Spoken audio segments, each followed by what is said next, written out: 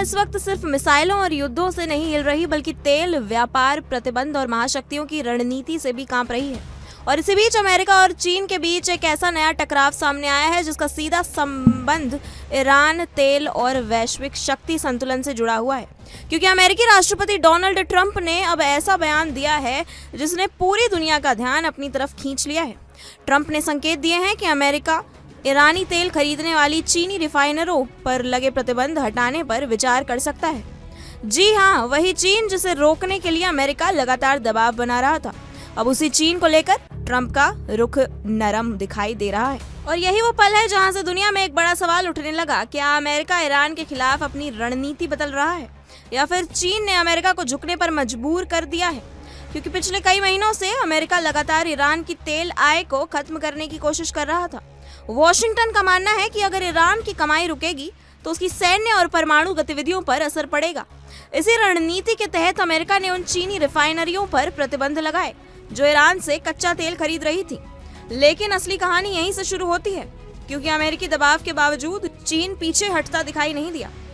Beijing ने ईरानी तेल खरीदना जारी रखा और यही बात अब अमेरिका के लिए बड़ी चुनौती बन चुकी है, क्योंकि चीन सिर्फ ईरान का ग्राहक नहीं बल्कि उसकी आर्थिक लाइफलाइन बन चुका है। जब पश्चिमी देशों ने ईरान से दूरी बनाई तब चीन ने तेल खरीदा।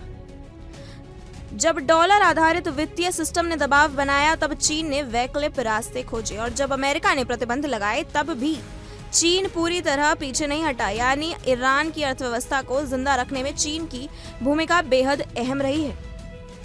विस्तार से समझने के लिए आइए चलते हैं हमारी सहयोगी मीनाक्षी के पास। खबर यह है कि ईरान के तेल कारोबार पर अमेरिका का बड़ा दावा देखने को मिला है। ट्रेजरी सेक्रेटरी स्कॉट बेंसेट ने दावा किया है खार्ग द्वीप पर तेल की लोडिंग कम हो गई है। ये बेंसेट ने कहा, उन्होंने कहा कि पिछले 3 दिन से लोडिंग कम हुई है। पूरी हो चुकी ईरान की तेल स्टोरेज कैपेसिटी, ये बेंसेट की तरफ से कहा गया है। तो बड़ी जानकारी आपको दे रही हूं कि ईरान के तेल कारोबार पर अमेरिका और दावा कर रहा है। ट्रेजरी सेक्रेटरी स्कॉट बेंसेट, उनकी तरफ से दावा किया गया खार्ग द्वीप पर तेल की लोडिंग कम हुई है, ये उनकी तरफ से कहा गया। पिछले 3 दिन से लोडिंग कम हुई है और ईरान की तेल स्टोरेज कैपेसिटी पूरी तरीके से कम हो चुकी है।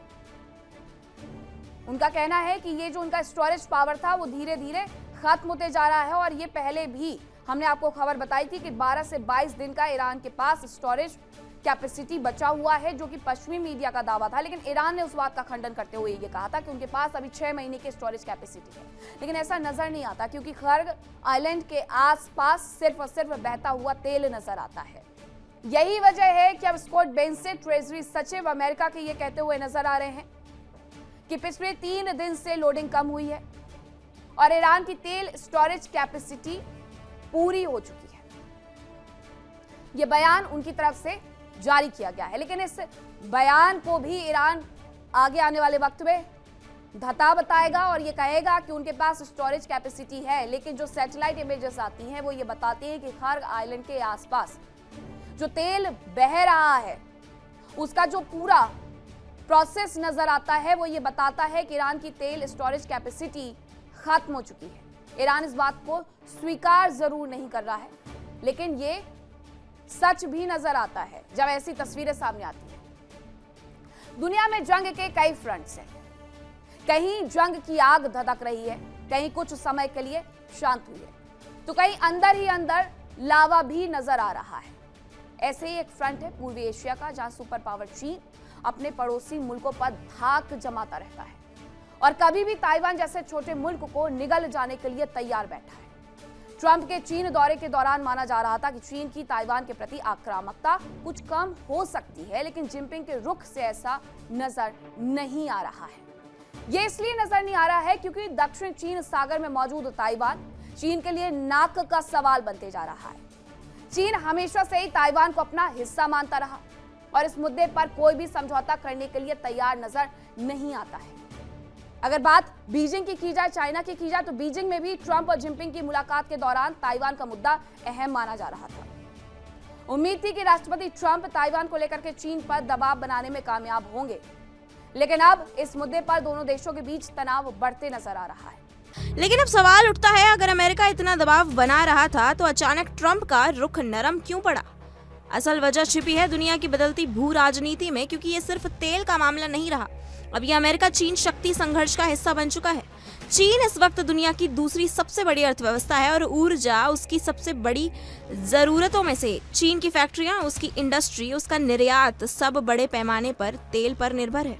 और पश्चिम एशिया, खासकर ईरान, चीन के लिए एक अहम ऊर्जा स्रोत बना हुआ है। यानी बीजिंग के लिए ये सिर्फ व्यापार नहीं बल्कि ऊर्जा सुरक्षा का सवाल है।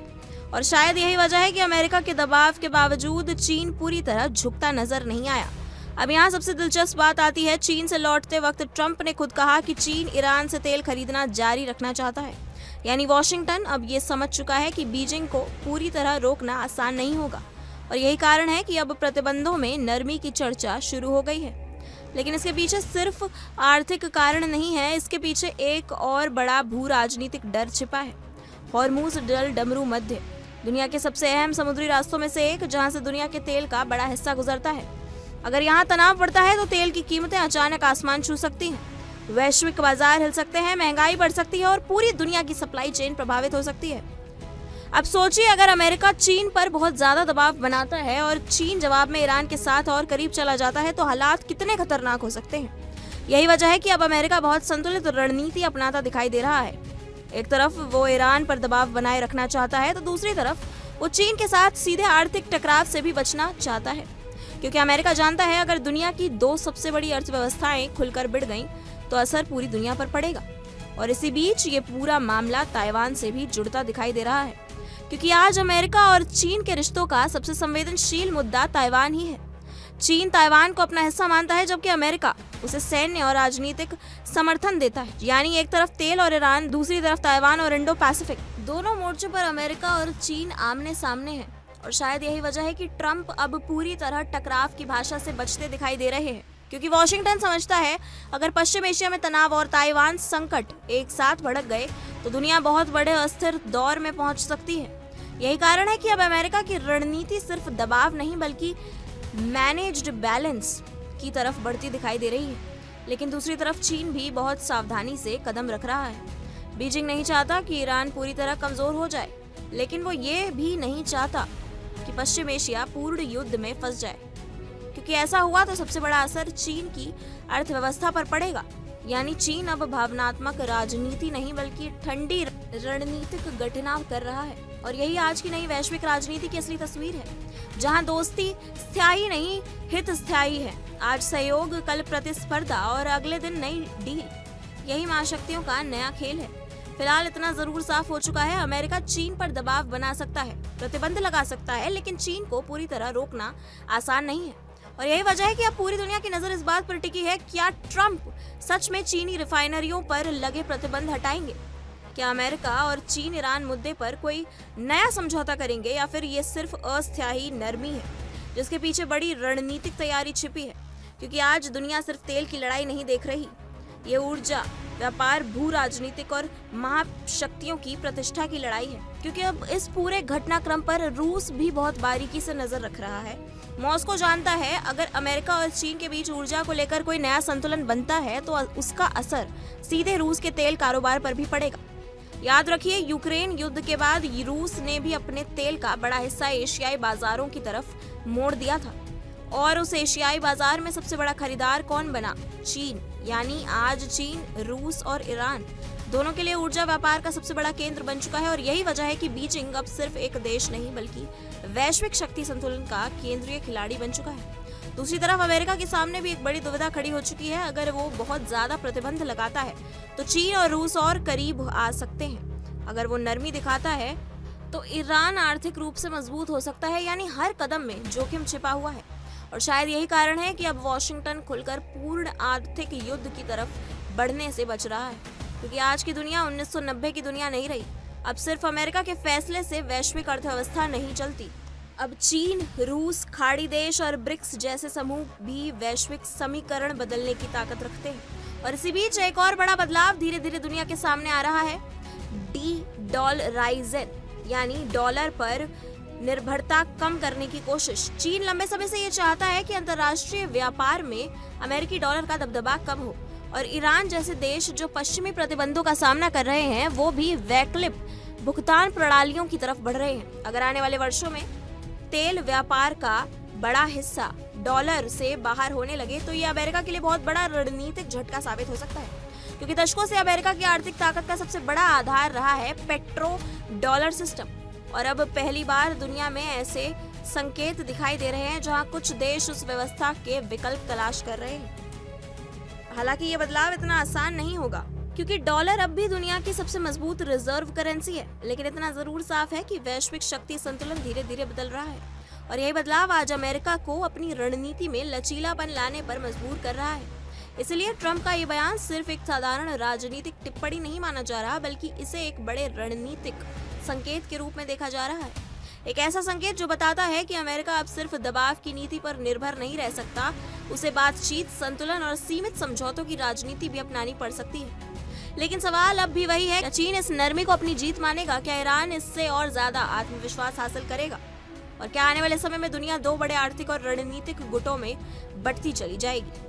अपनी राय हमें कमेंट सेक्शन में जरूर बताएं और बेल आइकन को दबाना ना भूलें। फिलहाल के लिए इतना ही। देश और दुनिया से जुड़ी तमाम बड़ी खबरों के लिए जुड़े रहिए इंडिया डेली के साथ। देखिए इंडिया डेली 24/7 अब आपकी स्मार्ट टीवी पर। इंडिया डेली मौजूद है सभी डिजिटल प्लेटफॉर्म पर लाइव और लगातार। इंडिया डेली 24/7 हर दिन राष्ट्र को समर्पित।